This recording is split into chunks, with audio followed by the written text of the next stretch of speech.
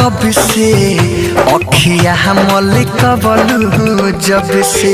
तोहर भइनी दीवाना तब से अखिया मलिक बलू जब से तू ही बनबू जानी हमार तू ही बनबू जानी हमार हम मंगले बानी रब से तोहर भइनी दीवाना तब से अखिया मलिक बलू जब से तोहर भइनी दीवाना तब से अखिया मलिक बलू जब से। जे आशीष नेपाल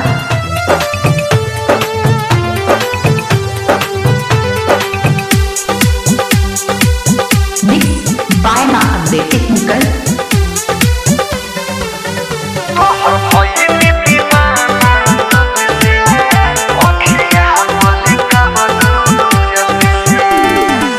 हंस के जब भी हमसे बतियाइलू बाते बाते में हम केलू भइल बानी तोरा प्यार में पागल जब से तू दिल में समहिलू हंस के जब भी हमसे बतियाइलू बाते बाते में हम केलू भइल बानी तोहरा प्यार में पागल जब से दिल में हमरा समैलू तहरा बिना ना जियब जान हम कह दिल बानी सबसे तहरा बिना ना जियब जान हम कह दिल बानी सबसे तू ही बनबू जान हमार तू ही बनबू जान हमार हम मंगले बानी रब से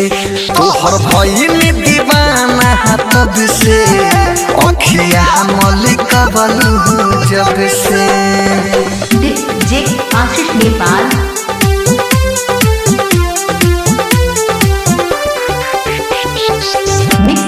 बाय मां बेटे मुकल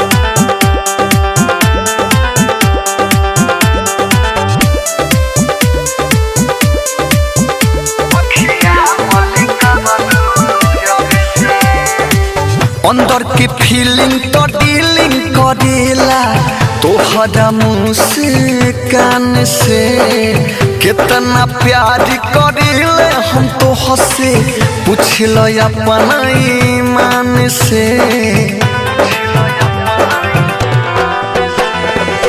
अंदर के फीलिंग तो डीलिंग करेला तोहरा मुस्कान से कितना प्यार करेले हम तो हंसे पूछल अपना ईमान से भोजपुरी विकेश मिसाइल राइटर थारू जानता रे कब से भोजपुरी विकेश मिसाइल